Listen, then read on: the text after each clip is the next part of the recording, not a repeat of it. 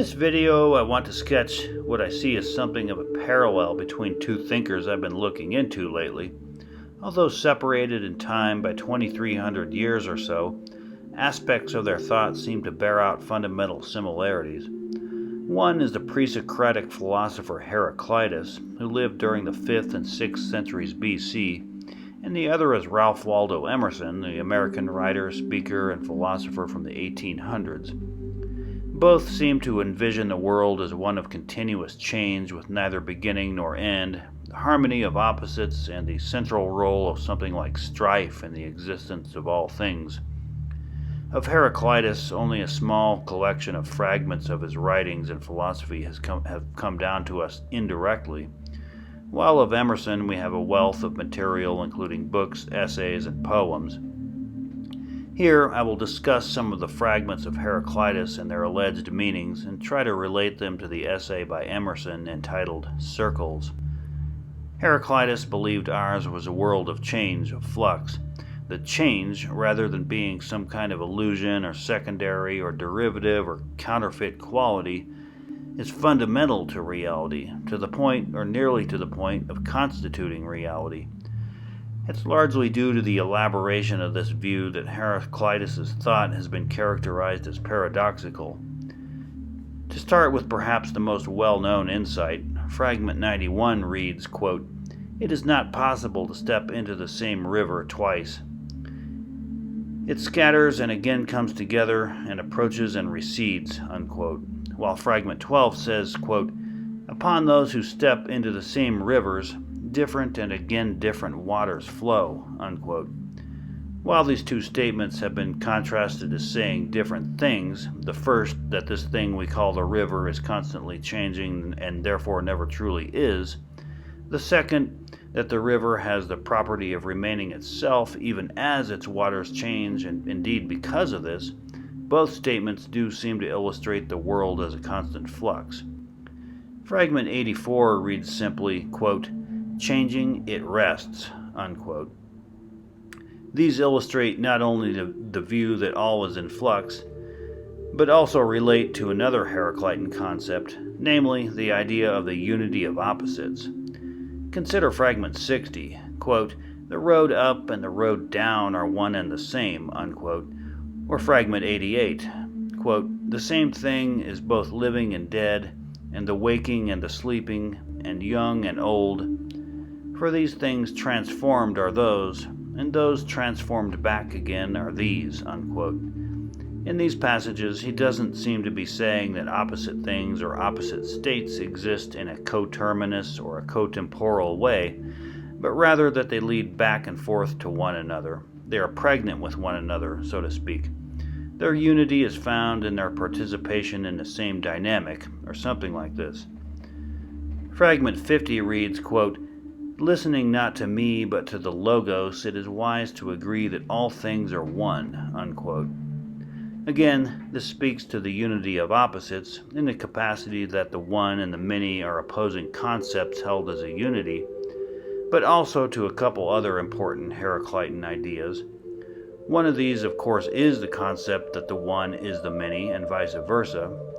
Fragment 10 goes, quote, "Things taken together are whole and not whole.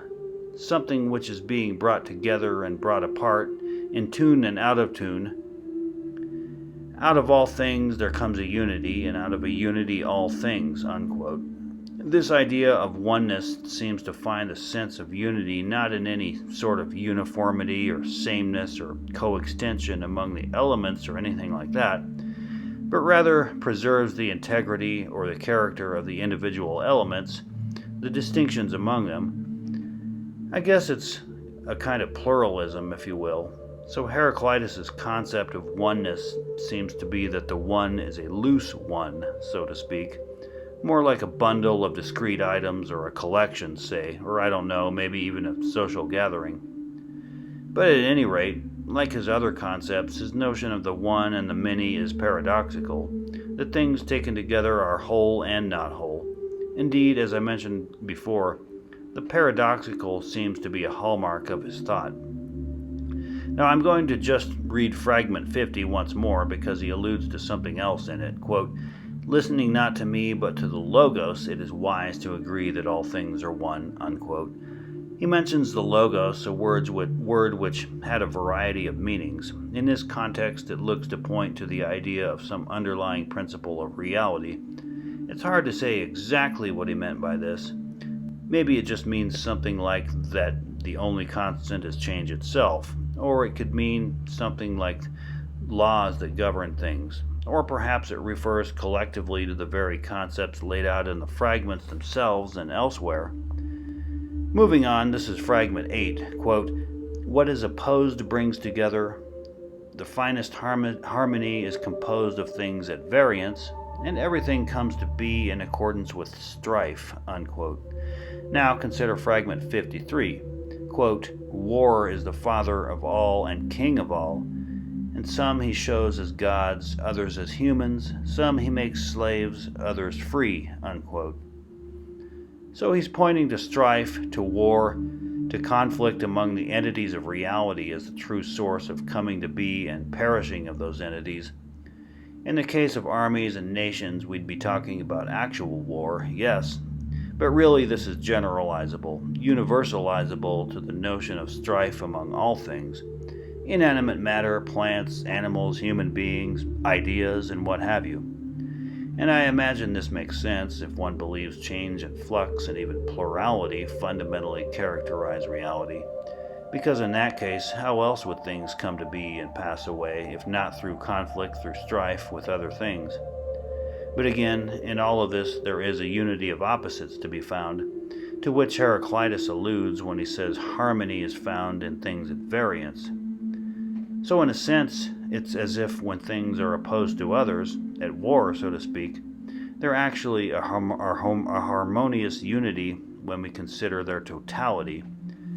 Furthermore, we might even consider that from some view, the view of the Logos, say, the very overall notions of strife and harmony themselves, if taken as one totality, as one dynamic, represent a sort of higher level ultimate harmony.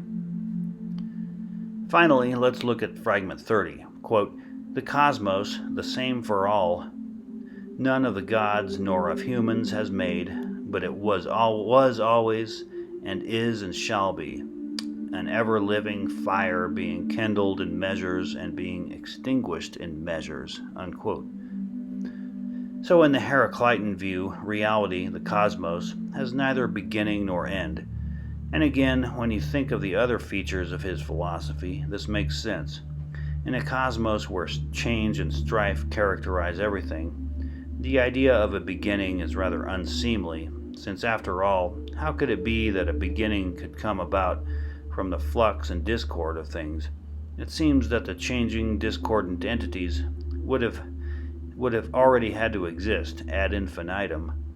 An end seems as problematic. Besides the river metaphor, Heraclitus is perhaps just as known for the important role he attributes to fire. Alongside earth, water, air, fire was one of the 4 basic elements in the ancient understanding of matter. But for Heraclitus, fire had an importance beyond just being one of these, and suggesting something like all is fire, there is a kind of subtlety to the claim. It's more like all things are somehow forms or kinds of fire, if you will. Among all the 4 elements, it is fire that most moves and dances about in flux, and most conspicuously comes to be and passes away. Furthermore, the passage refers to everything as fire that is kindled in measures and extinguished in measures. From this we can see how for Heraclitus the flux of things isn't merely a random cauldron of disorderliness and unpredictability, but rather has a measured pattern to it.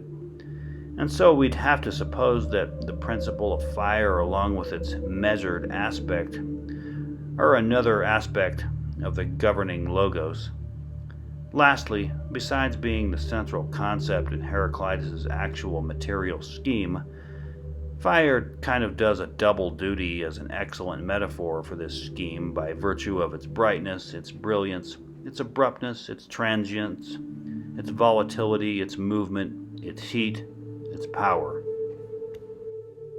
In the essay Circles, Emerson provides a rich literary and philosophic exploration of the idea, as he puts it in the first paragraph, that, quote, "Our life is an apprenticeship to the truth that around every circle another can be drawn, that there's no end to nature, but every end is a beginning, that there is always another dawn risen on mid-noon, and under every deep a lower deep opens," unquote. Emerson's metaphor or analogy of life with concentric circles might be seen as roughly comparable to Heraclitus's logos, a principle or idea by which we can make sense of life and the world and reckon their entities and processes. The dynamic of opposites and the notion of eternal change are also already present here. In the essay, he traces a variety of aspects of the human condition and human endeavor, and of the world generally through this metaphor, including art, the psyche, the sciences, and ethical matters. Toward the beginning, he writes, quote, "There are no fixtures in nature. The universe is fluid and volatile. Permanence is but a word of degrees. Our globe, seen by God, is a transparent law, not a mass of facts. The law dissolves the fact and holds it fluid. Our culture is the predominance of an idea which draws after it this train of cities and institutions. Let us rise into another idea. They will disappear. The Greek sculpture is all melted away, as if it had been statues of ice. Here and there a solitary figure or fragment remaining, as we see flecks and scraps of snow left in cold dells and mountain clefts in June and July. For the genius that created it now creates somewhat else. The Greek letters last a little longer, but are already passing under the same sentence and tumbling into the inevitable pit which the creation of new thought opens for all that is old. The new continents are built out of the ruins of an old planet, the new races fed out of the decomposition of the foregoing. New arts destroy the old. See the investment of capital in aqueducts made useless by hydraulics, fortifications by gunpowder, roads and canals by railways, sails by steam, steam by electricity," unquote. So he refers to older instantiations of art passing away, giving way to new creations and genres like circles around the old, if we will, or one geologic era encircled by the next, or successive iterations of technological change. Where he talks about statues melting, it reminds me of this time I was walking through an old cemetery in a small town in Kentucky where my ancestors once lived. Now, me being a Western boy, this was the oldest graveyard I had ever been to. I was struck by the dilapidation of many of the stones despite the efforts to maintain them, and how not only are we ourselves transitory, but so again are the monuments to us. He says the law dissolves the fact and holds it fluid. An intriguing idea here, the idea of holding something fluid. Maybe yet another sort of paradoxical unity of opposites, one we might attribute to Heraclitus as something like the harmony of permanence and change, of the logos and flux, or perhaps even of being and becoming themselves. In the above passage, we also have this idea that a fluid and volatile world is more aptly viewed, not as consisting of facts or events, but rather more as processes that arise and pass away, whether they be items of culture like books or statues, technical devices, celestial entities, or ideas. He says here that permanence is but a word of degrees, and at another point in the essay that everything looks permanent until its secret is known. I find this reminiscent in particular of the Heraclitan river metaphor, since there we're talking about the water, the stuff of the river constantly changing, but also about the implied permanence of the one who steps into the river. This permanence is only a matter of degree, though. It's only relative. Really, the one who steps into the river could also be seen as the river. The specific material, the cells, the liquids, etc., that makes up my body is always moving and changing, yet through all of it I am me. And like the river, once my material ceases to change, then I no longer am. So when I, as an obviously transitory entity, look to a mountain, for example, a sense of its permanence is evoked, but yet even it crumbles, even as when I see just a single pebble tumble down the slopes. In one of my Colorado mountain climbing guidebooks, one of the mountaineering maxims states that geologic time includes now. It's much as Heraclitus himself says in fragment 6, quote, "The sun is new each day," unquote. Moving on now, a bit further into the essay, Emerson writes, quote, "Every ultimate fact is only the first of a new series. Every general law only a particular fact of some more general law presently to disclose itself. There is no outside, no enclosing wall, no circumference to us. The man finishes his story. How good, how final, how it puts a new face on all things. He fills the sky. Lo, on the other side rises also a man and draws a circle around the circle we had just pronounced the outline of the sphere. Then already is our first speaker not man, but only a first speaker. His only redress is forthwith to draw a circle outside of his antagonist, and so men do by themselves. The result of today, which haunts the mind and cannot be escaped, will presently be abridged into a word, and the principle that seemed to explain nature will itself be included as one example of a bolder generalization. In the thought of tomorrow there is a power to upheave all thy creed, all the creeds, and the literatures of the nations, and marshal thee to a heaven which no epic dream has yet depicted. Every man is not so much a workman in the world as he is a suggestion of that he should be. Men walk as prophecies of the next age," unquote. For this passage, I'd like to comment first on how he writes that every general law is only a particular fact of some more general law presently to disclose itself. Again, we have the perspective that individual cultural items or sets of items are encircled or superseded by subsequent items or sets of items. But here the allusion is made not only to items subsequent in time, but also at higher levels of generalization or explanatory power. In this context, one can't help thinking in particular of the scientific enterprise, the most ready and pliant examples being the subordination of projectile motion and planetary motion and other motions under the heading of Newtonian gravity, and the subsequent subordination of Newtonian physics as a limiting case of relativity theory.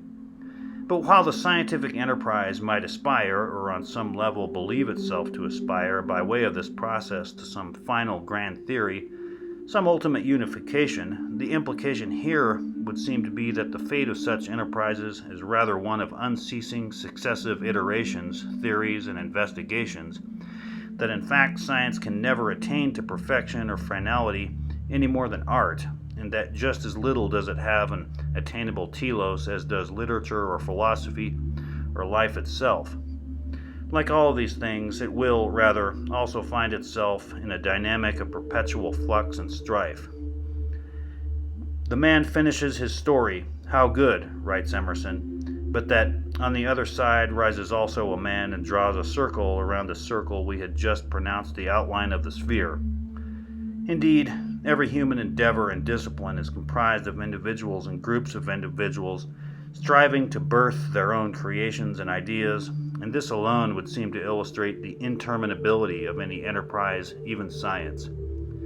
A man will envisage the stamp of unification on his discipline as long as it's his stamp. He will look favorably upon its final perfection if it is his perfection. If not, it's on to wider perimeters. In a fluid and volatile world without fixtures, each entity, each object, each person, each enterprise, and each idea, it seems, is imbued with an innate, inalienable existential inertia, by virtue of which it is impossible to do otherwise than to supplant and be supplanted.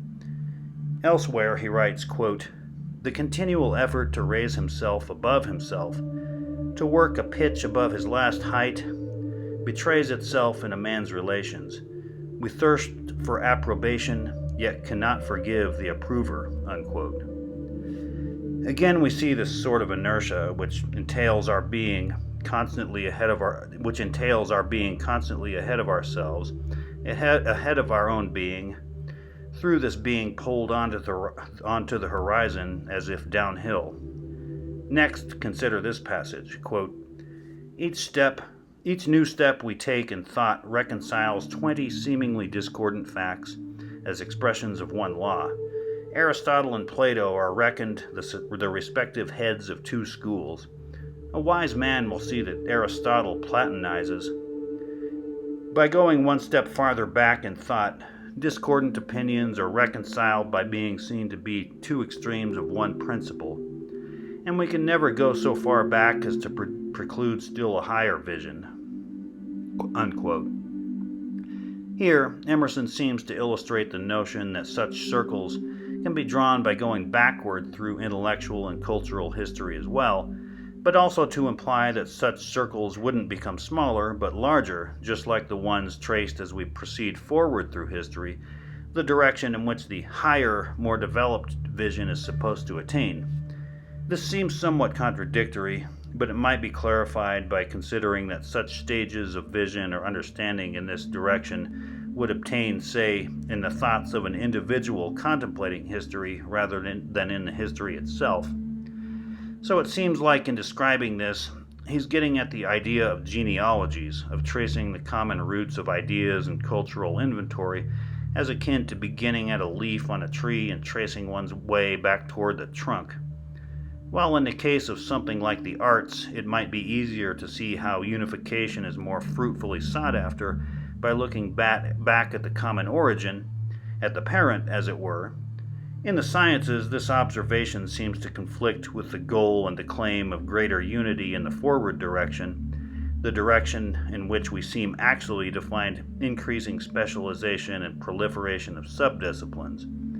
But that's a tangent I'll steer clear of for now. At any rate, for now, as with the notion of pluralism, a philosophy of change and strife would seem to beckon to necessitate something like a genealogical mapping of things, as they are always derived from prior things. Moving on now, quote, "Our moods do not believe in each other. Today I am full of thoughts and can write what I please. I see no reason why I should not have the same thought, the same power of expression tomorrow.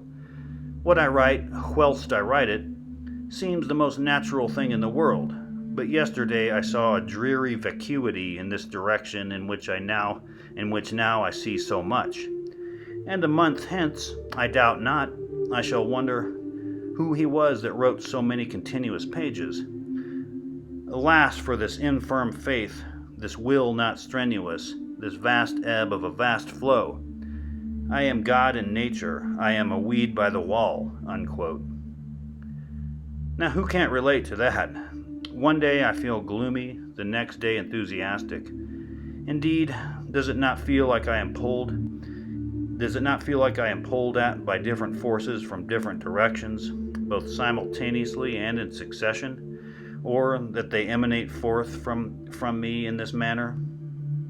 Or even that amid all this, where is this I to be found that is so pulled and which so pushes? Could I be just these forces, their totality taken as a successive and as a simultaneous composite or some such thing?